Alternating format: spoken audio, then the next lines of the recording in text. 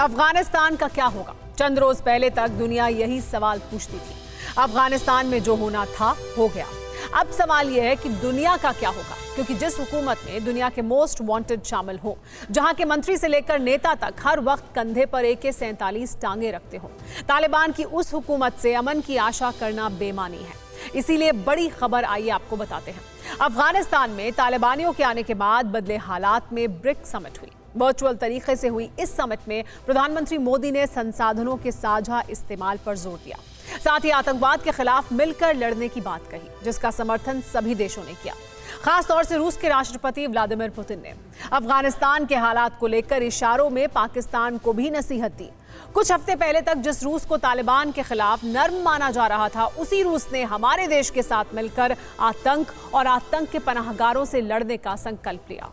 यही भारत की बड़ी कूटनीतिक जीत है। सवाल यह है कि अब चीन और पाकिस्तान क्या करेंगे? ये रिपोर्ट देखिए। काबुल से तालिबान की सरकार कायम होने के सिर्फ 48 घंटे में दुनिया तालिबान का असली चेहरा देख चुकी है।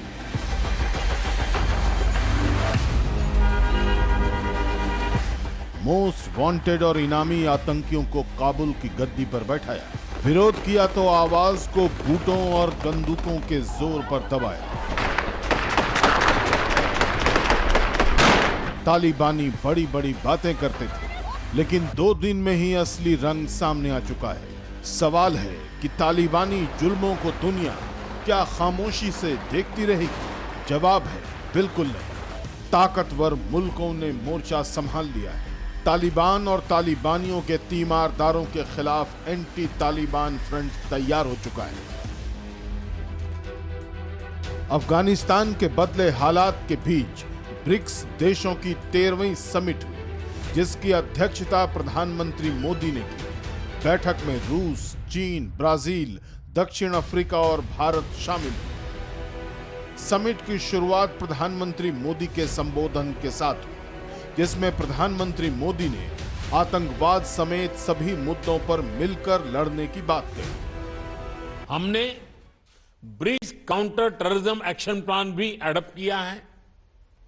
हमारी अंतरिक्ष एजेंसियों के बीच रिमोट सेंसिंग सैटेलाइट कॉन्स्टेलेशन समझौते से सहयोग का एक नया अध्याय शुरू हो रहा है। ब्रिक्स समिट का आयोजन ऐसे वक्त हुआ जब अफगानिस्तान में तालिबान के कब्जे के बाद नई हुकूमत कायम हुई है। पाकिस्तान के इशारे पर काबुल की सत्ता पर काबिज हुई सरकार में कई ऐसे नाम शामिल हैं जो मोस्ट वांटेड की लिस्ट में है। इसलिए ब्रिक्स समिट में अफगानिस्तान का मुद्दा भी उठा। रूस के राष्ट्रपति व्लादिमीर पुतिन ने इशारों में तालिबान के तीमारदार पाकिस्तान पर भी निशाना साधा। अफगानिस्तान से अमेरिका और उसके सहयोगी देशों की वापसी ने एक नया संकट खड़ा कर दिया है। अभी साफ नहीं है कि यह क्षेत्रीय और वैश्विक सुरक्षा को किस हद तक प्रभावित करेगा।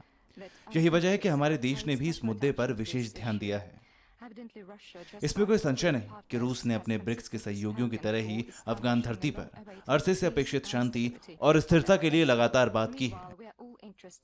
अफगानिस्तान को अपने पड़ोसी देशों के लिए किसी भी तरह खतरा नहीं बनना चाहिए। अफगान धरती का इस्तेमाल किसी भी सूरत में आतंकवाद और ड्रग तस्करी के लिए नहीं होना चाहिए।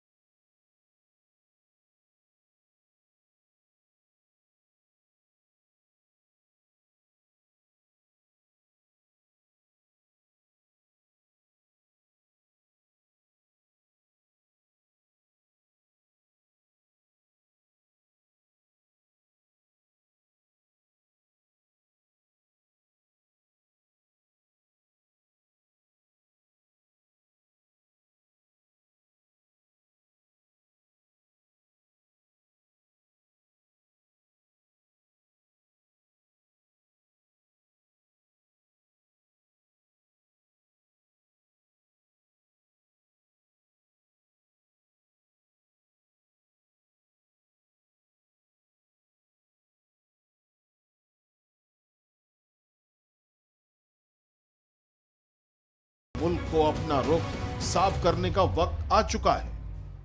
अड़ी सोमवार से शुक्रवार शाम 6 बजे सिर्फ TV9 भारतवर्ष पर।